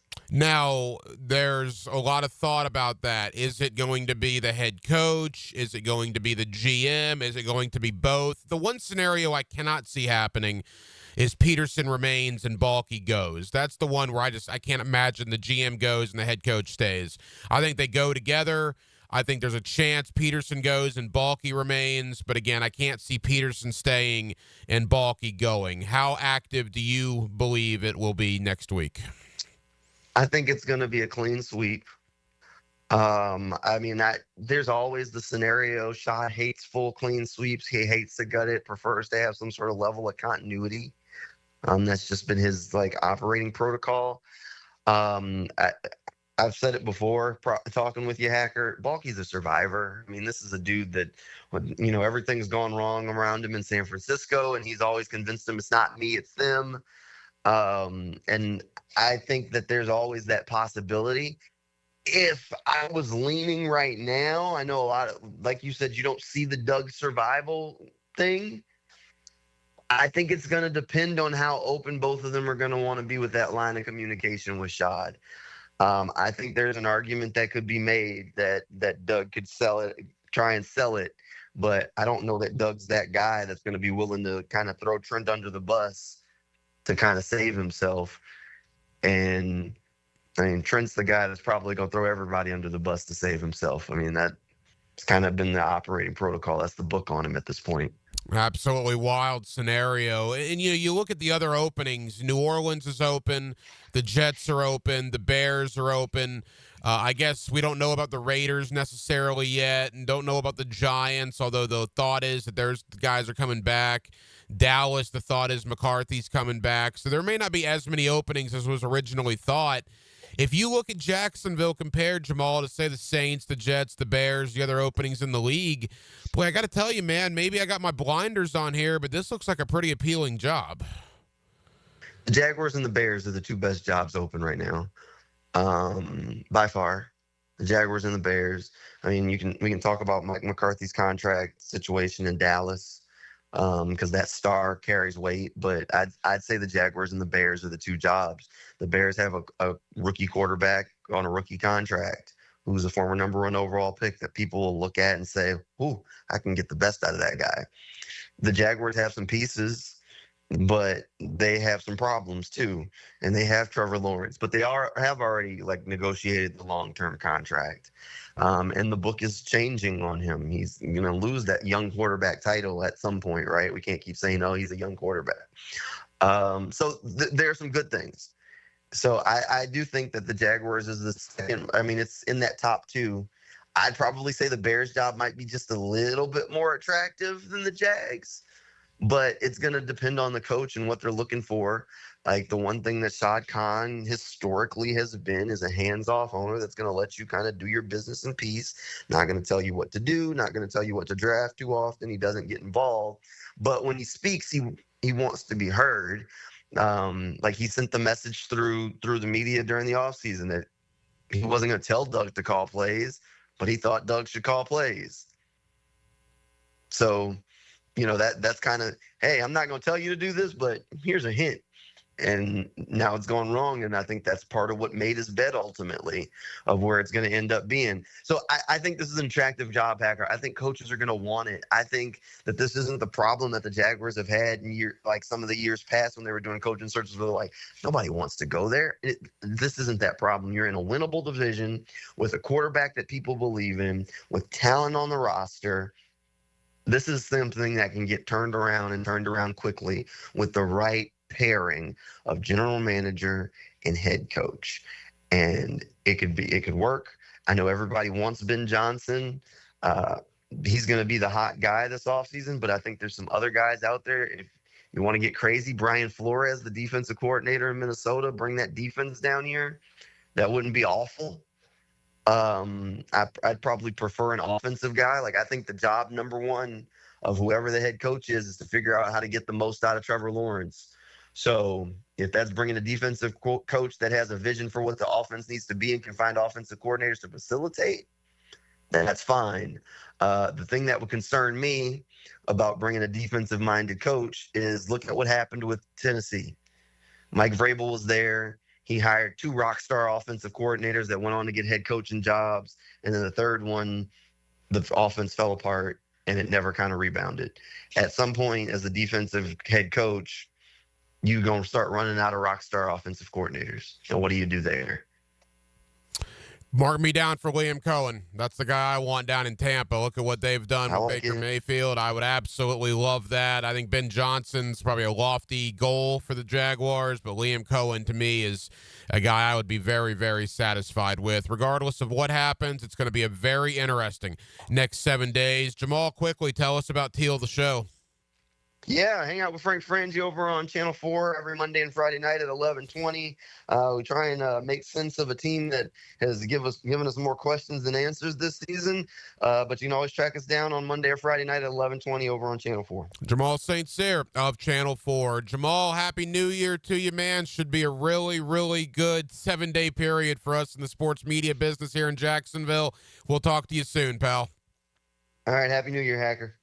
When you don't want to wait till tomorrow for analysis of today's game, get it 2 hours after the final whistle. Hacker Leon and Coach Campo bring you the window world of Northeast Florida fifth quarter. Presented by Von Rowan Lawn and Hurricane Grill and Wings. Have you tried golfing at the improved Cimarron Golf Club? If you haven't, tell you what, you're missing out on the best deal in Jacksonville. Now, many of you have received a postcard in the mail, and of course, if you bring that with you, $45 plus tax to play. That includes a cart, lunch, and a beer at the brand new Stone Barrel Tap House. Now, go to the website, that is CimarronGolfClub.com, and sign up for the Wild One Loyalty Program. That's the Wild One Loyalty Program, and get all of these specials emailed to you from Cimarron. Time now for a medical recap. A health and wellness tip from Jaguars head team physician Dr. Kevin Kaplan. Rotator cuff tears are the most common overhead injuries I see. In order to avoid shoulder issues, make sure not to overload the front of the shoulder while also focusing on developing good scapular strength and maintaining flexibility in your lats. Proper hydration, nutrition, and supplementation are also crucial to joint and muscle health. Go Jag.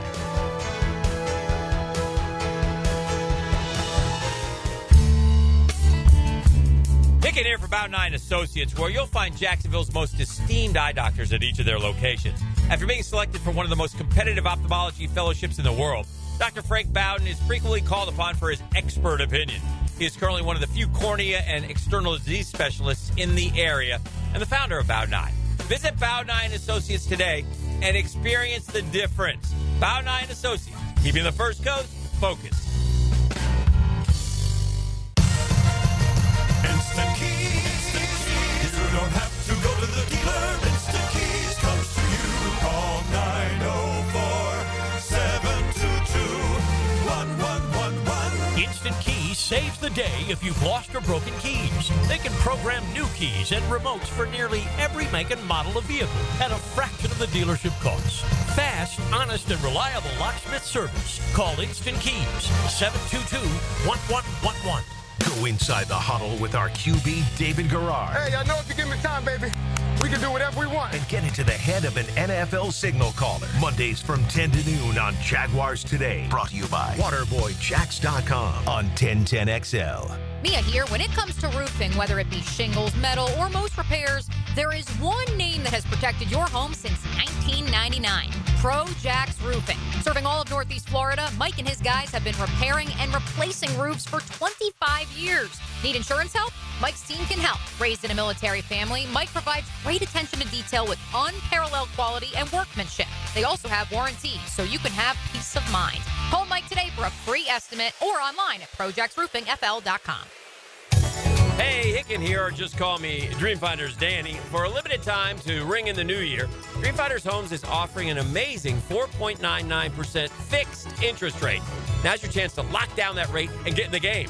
You heard me right. It's 4.99 fixed interest rate on select move-in ready homes. Visit DreamfindersHomes.com for sales event information and get in the game. Interest rate available on select move-in ready homes. Restrictions and limitations apply. Go to DreamfindersHomes.com for more details. When it comes to towing products, your safety on the road is the priority at Cannons of Jacksonville. Whether it's a heavy-duty tow hitch, trailer frame, wiring, gooseneck, tow bar, or any other towing accessory, Cannons has decades of experience to ensure your towing setup is installed with precision and reliability. Visit cannonsofjax.com to explore a range of products and schedule your installation. Cannons of Jacksonville, your trusted partner for a smoother tow. Hey folks, Dave Binion here with Zero Res. At Zero Res, we love rugs. We will treat your fine Oriental rugs with the tender and loving care they deserve. Gerard, the Zero Res rug manager, is one of the few certified master rug cleaners in Florida. If you want your rugs cleaned with tender loving care, call Zero Res. Right now, get your rugs washed and we will give you 25% off. Zero Res, spelled forward or backwards, it's the right way to clean.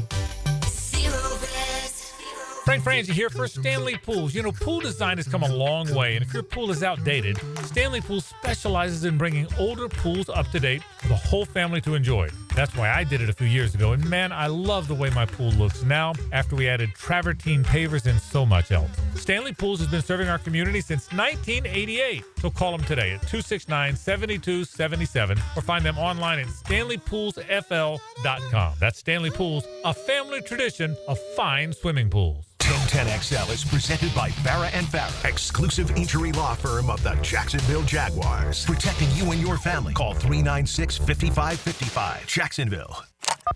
Now, another great guest on the Garber Auto Mall phone line. Hello. We can wiggle it. Back here on 1010XL at 92.5 FM in the city of Jacksonville. We are glad you are with us. The Jaguars and the Colts, Sunday, 1 o'clock. Of course, you'll hear the game right here on 1010XL, the regular season finale for both. Where did things go wrong for Indianapolis? We know where things went wrong here in Jacksonville, but what about our neighbors in the AFC South? Derek Schultz is one of our guys up in Indy. ISC Sports Network is where you find him, and Derek's always kind enough to join us here on 1010XL. Derek, how we doing, man?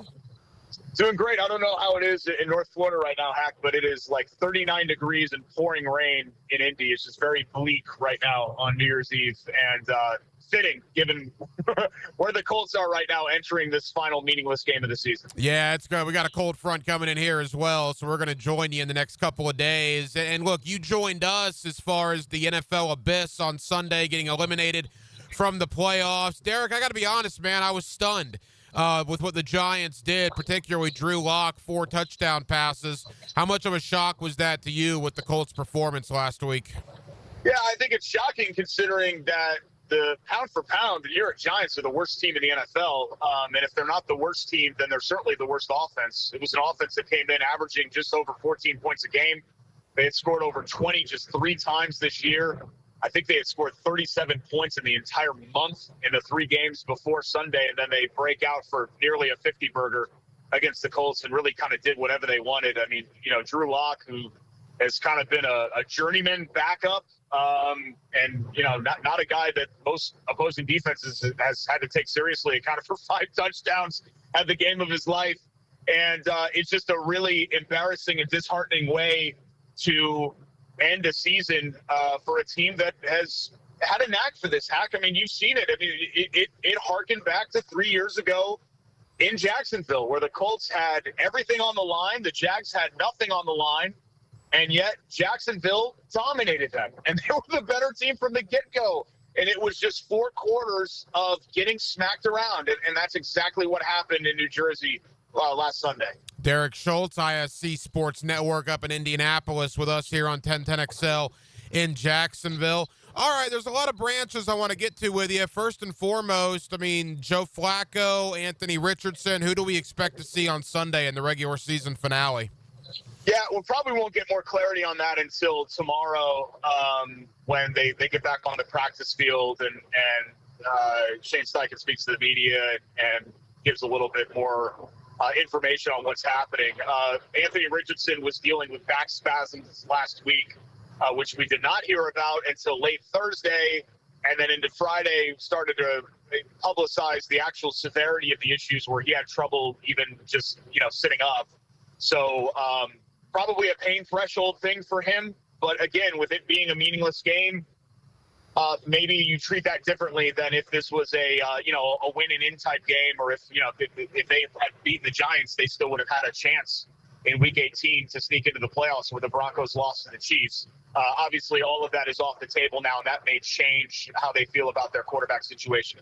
But you saw Joe Flacco in the first go-around back in Jacksonville, and he was certainly not the reason that the Colts lost that game. That was much more on the defense. He played well. A couple of late surge, we call them YOLO balls, where you just kind of throw it up and hope something happens. And in both cases, to Alec Pierce, something happened. Got the Colts back in that game. But overall, I think you feel okay how Joe Flacco played yesterday and how he played previously against Jacksonville, that this offense can at least be competent. But that said, with where the Colts are defensively, they had an awful performance against a bad Patriots team a couple of weeks ago. They gave up 30 points to a bad Titans team and let them rally all the way back late in the fourth quarter, which kind of made a 38-7 run out. It turned it into a game in about a quarter and a half. And I think that's where you have a lot of the worries, if you're worried at all about a meaningless game, if you're a Colts fan, going into this matchup against the Jaguars, much more so than on the quarterback side of things. You know, almost 2 years in for Anthony Richardson, we know about the injury problems, obviously. I mean, where is Indianapolis with Anthony Richardson moving forward? I think they're just kind of stuck. You kind of have to give them a third year because I just don't know what the other options are. This isn't particularly a great draft class. Colts are going to be picking somewhere in the teens probably. So you're certainly not going to have your pick of the litter when it comes to the quarterbacks in this class. The veteran market, I guess we'll see on Darnold and some others, but, some of those guys might not even hit the market. So I think and Ian Rappaport had a report on Friday that they're planning on bringing him back, and I think that's ultimately what they're going to do. I think he's behind where they were hoping he'd be. I don't think that. I know that. He really flashed in year one. Now, we're talking about, 4 games, but he flashed in year one. You guys saw that, I think, in the season opener in 2023 in that game where the Jaguars came to Indianapolis. It was a very competitive game. You saw less of that this year. Now, post-benching, he had been playing better. But still, the inconsistency when it comes to the accuracy and, just overall learning how to read defenses, learning how to play.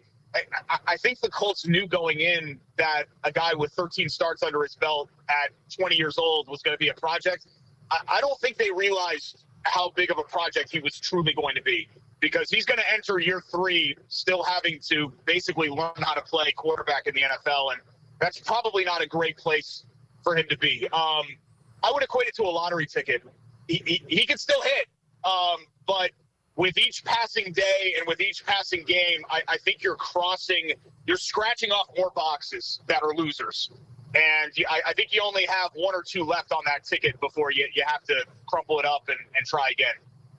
And, as far as the offensive skill position moving forward, not only for this game on Sunday, but into the offseason and certainly into 2025, I mean, there's talent there, right? Jonathan Taylor is one of the best running backs in the league. Michael Pittman, maybe an underwhelming year at times. I speak of as a Jonathan Taylor as a Michael Pittman fantasy football owner. He's been a little underwhelming at times, but he's had some productive games. You mentioned Alec Pierce. I mean, what about the skill position moving forward? Yeah, Pittman Jr. has been nagged by a back injury, so I give him a little bit of a pass for this year because he just signed that big contract, and you're right, on paper, he had a very underwhelming year. But it's not like the Colts quarterbacks, especially Richardson, were completing a bunch of passes. So when Anthony Richardson's going to go into every game and complete 10 passes, if you're hoping that Michael Pittman Jr. is going to have 9 catches, that's just not going to happen with the way that this offense is. So you're right. I do think that there are reasons for optimism. Josh Downs is another name that you didn't mention. That he's dealt with injuries all year, but he's been a really reliable number 2 and a slot guy for them. And Alec Pierce has had a nice year 3. They need to overhaul tight end. They've got nothing there in that room. They have just a bunch of backup level players. And Jonathan Taylor is still a dynamic player as a running back, but with the inconsistency that they've shown at quarterback, I just don't know how much any of that matters. For several years now, we've been talking about, hey, this roster has talent, this roster has talent, this roster has talent, but the results have not bear that out. This is the 4th straight year that they're going to miss the playoffs. This is the 10th straight year that they're going to not win the division. And for a division where basically all you need to do is win 10 games to win it, it's not a high bar. And the Colts keep going under that bar year after year, and that's what's leading to so much frustration up here in Indianapolis. Final moments, Derek Schultz, ISC Sports Network up in Indy. As far as Shane Steichen, obviously 2 years in, probably not what they would have wanted. You tell me, you're obviously much closer to it. I can't imagine he's in trouble yet, but I would think next year's probably a big year for him. Yeah, my answer to that would be everything's on the table. When you give up 45 points to the 2024 New York Giants in a season-ending loss, everything's on the table. Nobody's safe. I think it depends on what they do with Chris Ballard. If they fire Chris Ballard, I think you have to fire Shane Steichen. I just don't think, Hack, that you can do this half-measure thing. They did it a couple of years ago after that disaster in Jacksonville in the end of the 21 season. They went into 2022 and did not start well, and they fired Frank Reich halfway through the season, but they kept Chris Ballard, and he's obviously still there. I don't think you bring in a new general manager with a holdover head coach and a holdover quarterback. So I think those two are tied together, because I think the Colts tried to do this before where they said, you know what, let's cut one of them and keep the other. And maybe that's unfair to Shane Steichen, but that's just kind of how business is. And the Colts have to do what's best for them. I think as a coach, he's a gifted offensive mind. I think he squeezed a lot out of last year's team in year one to get 9 wins out of a Gardner Minshew-led offense. I think he did a great job. I think this year it's gone the other way, though. And not only are they failing on the field, they're failing off of it. He has not handled the Anthony Richardson situations well with the benching. And, last week he goes to the media and he says, well, it's soreness. And then suddenly Richardson is missing practice all week. And everybody's like, well, what is it? He's just sore. He doesn't feel like playing. And it turns out that it's actually pretty crippling back spasms that he's dealing with. So a much more serious issue than what Steichen first said. But people had it in their head that Richardson was tapping out again, right? Because he's sore and he's soft and all of this. So I don't think he's helped his quarterback, the messaging publicly to the media and to the fan base. So he's fallen short in a lot of areas. But that's what happens. When first-time head coach, you're learning on the job. It's been a big learning curve here for Shane Steichen. So, could he be back in year 3? Yeah, absolutely. I think Chris Ballard could be back for, it'd be year 9, which is insane to think about given the lack of results.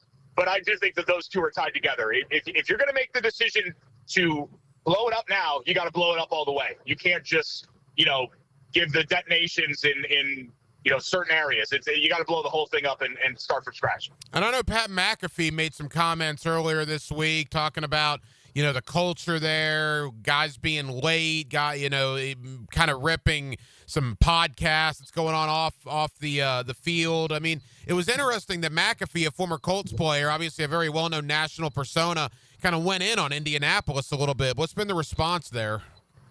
Yeah, I think the fans mostly agree with him. And I think what's important, Hack, is that, to kind of understand the dynamic down there, Jim Irsay takes to heart what his former players say and greatly weighs what they say and how they feel about the franchise. He's very close with a lot of them. That's how they ended up with Jeff Saturday as the interim head coach. And I know that ended up being kind of a complete disaster and a circus. But that's how close he is to the former players. So I do think that Pat McAfee's words hold a lot more water than, Mike Greenberg's words or somebody like, a talking head, a pundit, an NFL analyst would. The fact that he's a former player and a guy that Irsay respected a lot and is still very, very active when it comes to the franchise. He's a season ticket holder. He still lives in Indianapolis. He does his show from Indianapolis. He's still very much entrenched here. So I think those words carry a lot of weight. And Jim Irsay's got a big offseason coming up here with some decisions to make. And I don't think that he can just kind of tiptoe around him. I think he's got to go ahead and jump on in if he decides to do anything at all. Derek, final question. As far as Sunday, the Jaguars are coming off a win. Jacksonville has the opportunity to sweep not only Tennessee, but the Colts. We'll kind of see where they are. I think Jacksonville's going to play hard. There's a lot of questions here about Balky and Peterson, as you know. What about Indianapolis? Coming off that loss last week to officially be eliminated, where do you think they're going to be mentally coming into Sunday? Yeah, mentally, they're just broken right now. They have no incentive. There's nothing to play for. They know that they embarrassed themselves with that performance against the Giants. And, I think a team that had maybe more of an established track record would fuck up. I remember I think it was the 2016 Colts with Andrew Luck. They played a season finale at home against Jacksonville, and they were a 7-8 football team. And Jacksonville took a big lead early. I want to say they were up 14-3 or 17-3. They rallied all the way back, and they really fought. And it was ultimately meaningless, right? An 8-8 season, who cares? But I remember Andrew Luck celebrating up the sidelines, and the team was really into it, and the fans were into it. It felt like it mattered to end the season that way. I don't think anybody cares, and that's team included. You're going to see a lot of empty seats. Fans have reached their breaking point here. It's toxic right now. It's just in every sense of the word. I know that's a little bit of a buzzword. There's nothing really here. Pound for pound, is Indianapolis a better team and a more talented team than Jack? Yeah, of course they are. But that hasn't mattered. That didn't matter in the Patriots game, that they had to scrape by and find a way to win. That didn't matter against the Jets, same deal. And that certainly didn't matter Sunday against a hapless Giants team. So, on paper, hasn't mattered so far. It's been about will. And and drive and leadership and all of that. And the Colts lack all of those things. And I'm not saying that Jacksonville has that in spades, but they probably have enough of it to come on in here and win against a team that really just has nothing to play for and just looks completely broken and lost. Wow, interesting. Derek Schultz, ISC Sports Network up in Indianapolis. Derek, appreciate you joining us on New Year's Eve. Happy New Year to you and your family, brother, and we'll talk this offseason. Have a great 2025, pal. Always happy to be on. Thanks. Now, the cool down from the cool guys at Donovan Air Electric and Plumbing. Fast, reliable, and honest service since '87. And thank you to Derek Schultz, ISC Sports Network up in Indianapolis, for joining us tonight here on Hacker After Dark. And it was crazy to hear how bad things are in Indy right now after that loss to the Giants. Could there be some issues with the head coach, the general manager? He thinks there's going to be a lot of empty seats on Sunday. Maybe an opportunity, right, for the Jaguars to not only sweep the Titans, but also sweep the Colts and win 4 games in the division. That would be something, right? I don't know exactly what it would be, but it would be something to go 2-0 against Tennessee and 2-0 against Indianapolis. Only winning 5 games on the year, but if 4 of those were in the division, that would certainly give the Jaguars some bragging rights, I guess, heading in to the offseason. Well, that will just about do it, man. We did a lot on the Jaguars and the Colts tonight, did a lot on the college football playoff. Again, Boise State, Penn State going on right now. The other 3 quarterfinals going on tomorrow. We certainly appreciate you guys hanging out with us on this New Year's Eve here on Hacker After Dark. We have a ton of people to thank. Again, our guy up in Indianapolis is Derek Schultz of ISC Sports Network. Thank you to Jamal St. Cyr of Channel 4 for joining us tonight to talk Jaguars. Also had Brent Beard. You see him locally on First Coast News. You get him weekly right here on Hacker After Dark as we looked at the college football playoff. And back in hour number 1, my buddy Leon Searcy. You hear him every day on Primetime, the former Pro Bowl offensive tackle for the Jacksonville Jaguars. And you get him weekly right here on Hacker After Dark. Now, we are off tomorrow and Thursday. We will be back Friday to close out the week. Again, off on New Year's Day, off on Thursday because the Gator Bowl will be airing. But we will be back with you Friday right here on Hacker After Dark beginning at 8 o'clock. Dylan Denmark was your producer tonight. Dylan, great job as always. I'm the hacker, Ryan Green. And again, Jacksonville, thank you for spending part of your New Year's Eve with us right here on Hacker After Dark. As we always tell you, and we cannot possibly tell you enough, how much we absolutely